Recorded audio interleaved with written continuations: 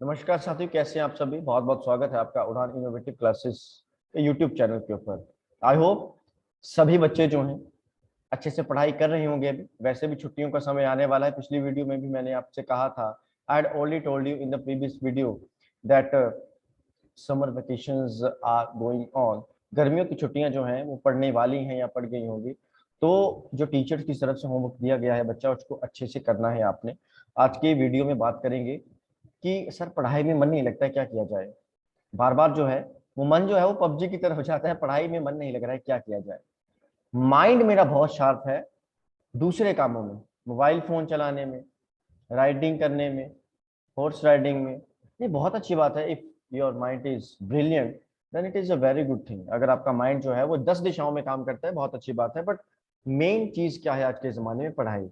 आपको मालूम है कि कंपटीशन इस कदर बढ़ चुका है कि एक 100 आउट ऑफ 100 किसी एग्जामिनेशन में लेने वाला बच्चा भी सोचता है कि क्या मुझे पोस्ट मिलेगी, क्या मुझे सरकारी नौकरी मिलेगी, क्या मुझे प्राइवेट जॉब मिलेगी। तो इसके बारे में बात करेंगे। पढ़ाई किस कदर आपको, किस कदर एक पढ़ाई निखारती है, उसके बारे में बात करेंगे आज। तो मैं एक छोटी सी रियल लाइफ एग्जांपल उठाऊंगा एक बच्चे का जो हमसे तो काफी सीनियर है, आईआईटी बॉम्बे से पीएचडी कर रहे थे कुछ समय पहले। अभी बहुत अच्छी जगह पे है। नाम जो है मैं गुप्त रखूंगा, उनका नाम नहीं बताऊंगा। मैं ये मान लेता हूँ कि उनका नाम जो है संदीप है। रियल नाम नहीं है उनका, रियल नाम नहीं है संदीप, बट फिर भी संदीप नाम का एक लड़का। अब ध्यान से सुनिएगा। अब ये मान लीजिए कि मैं संदीप हूं और मैं आपको अपनी कहानी बता रहा हूं। ठीक है जी। अब ध्यान से सुनिएगा। संदीप नाम का कोई बच्चा है, जेई की प्रिपरेशन के लिए कोटा भी गया, बट किसी कारणवश उसका जेई का एग्जाम नहीं निकल पाया, तो किसी प्राइवेट कॉलेज से बीटेक किया। बीटेक करने के बाद कोई खास ऑफर नहीं थी, अच्छे हैंड में जॉब नहीं थी कोई अच्छी। तो उस समय में, उस टाइम में जो उसके पास, जहां पे उसका बना कुछ रुपयों में, या फिर जो भी उसके हालात थे उस टाइम पे जॉब करने के, उसने जॉब करना स्टार्ट कर दिया। हालांकि संदीप जो था वो स्कूल टाइम में एकेडमिक्स में अपने टॉप के लेवल का बच्चा था। कॉलेज में भी जहाँ गया वहां भी टॉप के लेवल का बच्चा था। किसी कारणवश वो जेईई का एग्जाम नहीं निकाल पाया था। ठीक है जी। उसके बाद मन में आशंका रहती थी कि संदीप के मन में ये था कि मुझे जो है वो आईआईटी तो जाना ही जाना है, जैसे मर्जी जाऊं। अब गेट का एग्जाम होता है, जीएटीई, ग्रेजुएशन के बाद। अब संदीप के माइंड में आया कि मैं जॉब छोड़ के गेट की प्रेपरेशन करता हूँ। तो संदीप ने अपने घर में बात करी कि मुझे जो है अभी ड्रॉप लेना है, और क्योंकि मुझे आईआईटी के लिए प्रिपेयर करना है, पीएचडी के लिए प्रिपेयर करना है, मास्टर एमटेक के लिए प्रिपेयर करना है, तो मैं घर पे रह के पढ़ाई करना स्टार्ट कर देता हूँ। पेरेंट्स ने अलाउ कर दिया उनको कि ठीक है भाई पढ़ाई कर लीजिए। अब संदीप जो है वो, क्योंकि जो आपका गेट का एग्जाम है वो अप्रोक्सीमेटली फेब या मार्च में हो जाता है साल की शुरुआत में, तो संदीप जो है वो घर से ही प्रेपरेशन करना स्टार्ट कर दिया। लाइब्रेरी थी पास में, तो लाइब्रेरी में संदीप जी 10 बजे जाते थे और करीब 12-1 बजे आ जाते थे। सबसे बड़ी बात है सिटिंग हैबिट कैसे बनाएं। सिटिंग हैबिट देखो एक दिन में तो नहीं बनती है। कई बच्चों को साल लग जाते हैं, कई बच्चों को महीने लग जाते हैं, कई बच्चों को हफ्ते लग जाते हैं सिटिंग हैबिट बनाने में, बैठने की हैबिट बनाने में। क्योंकि जब आप पढ़ने बैठोगे तो वो एक पॉजिटिव चीज है। जब आप कोई पॉजिटिव चीज करते हो ना, है ना बेटा, whenever you are doing or you are analyzing a positive thinking or positive thing, a positive work, तो आपका जो दिमाग है वो उस काम को करने में आपको मना करता है, लेजीनेस बहुत बढ़ जाती है उस काम को करने में। ठीक है। अगर मैं ये कहूँ कि जिंदगी में सर सच ही बोलना है तो पॉसिबल नहीं है, आपको झूठ भी बोलना पड़ेगा। तो जिंदगी में यही को कि भैया 24 घंटे पढ़ाई करो, वो पॉसिबल नहीं है। पॉसिबल ही नहीं कि बच्चा 24 घंटे पढ़ाई कर सके, है ना। एक हफ्ते में 24 घंटे पढ़ाई कर सके, पूरा दिन बैठे, सातों दिन 24 घंटे पढ़ाई करे, वो पॉसिबल नहीं है। तो जो पॉजिटिव, जो ये जो काम है ना, जो दर्द देते हैं, जो दुखदाई हैं, यही आपकी जिंदगी बदलने वाले हैं। उसेन बोल्ट की बात करूं तो इतनी जिंदगी उन्होंने अपनी लगा दी किसमें? सिर्फ रनिंग करने में।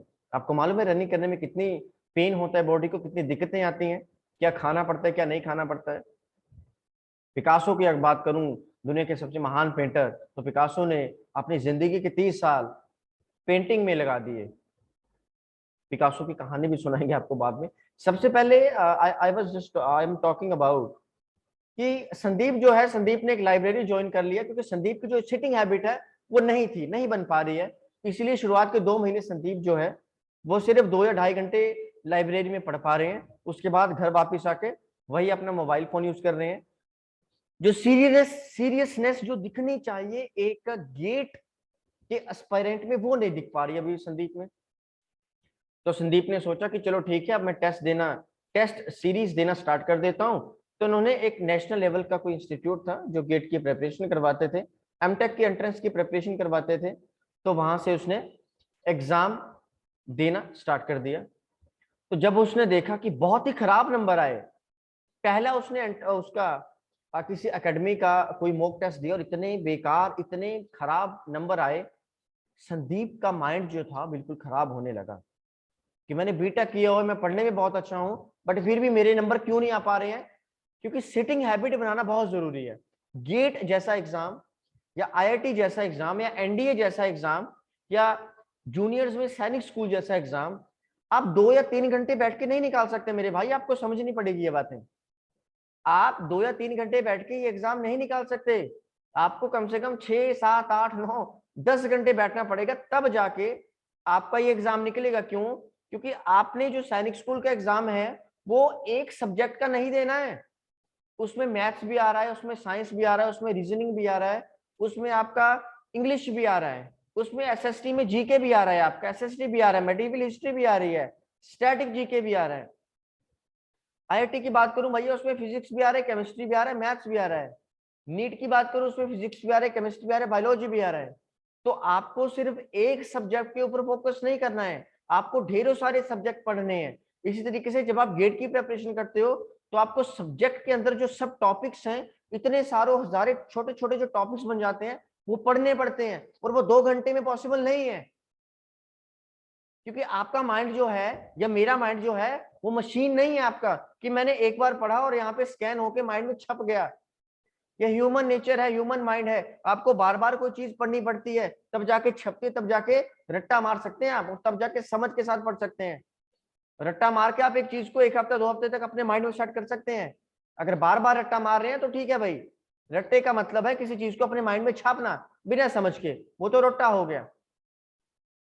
कई बार चीजों को रट्टा मारना भी पड़ता है, मान लिया जाए 100% में से आप 1 या 2% रट्टा मार सकते हो।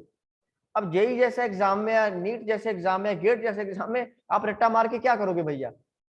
फॉर्मूला वही रहेगा, न्यूमेरिकल तो चेंज हो रहा है बार बार, आप चेंज नहीं कर सकते। ठीक है जी, आप क्वेश्चन को चेंज कर सकते हो, आप फॉर्मूला को चेंज नहीं कर सकते। तो मैं संदीप की कहानी बता रहा था आपको। संदीप ने क्या किया, नेशनल लेवल की सीरीज ज्वाइन कर ली। वो लगातार परेशान रहता था, संदीप की नींद, संदीप की भूख, सब कुछ गायब हो रही थी। क्यों? क्योंकि संदीप एक बहुत ही बढ़िया विद्यार्थी था, he was a top quality student, but क्या उसका नंबर ही नहीं आ रहे थे भैया, तो क्या फायदा? क्यों? क्योंकि उसकी जो सिटिंग हैबिट थी वो नहीं बन पा रही थी। तो क्या किया जाए? संदीप की भूख प्यास सब कुछ गायब होने लगी थी। संदीप की मदर, क्योंकि संदीप ने कहानी खुद शेयर करी है, संदीप के पेरेंट्स मोस्टली मदर कहा करती थी, बेटा कि तुमने जॉब भी छोड़ दी है और घर पे भी आ गए हो, बट पढ़ाई पे ध्यान नहीं दे रहे हो। हमें कोई मतलब नहीं है तुम्हारी जॉब से कि तुम जॉब करो, बट तुम पढ़ाई नहीं कर पा रहे हो, हमारे लिए ये दिक्कत है। पहले तो तुम अच्छी पढ़ाई करते थे, and now it was disheartening for the Sandeep, कि संदीप पूरा भौचक्का रह गया कि ये क्या हो रहा है मेरे साथ। संदीप एक ऐसा बच्चा था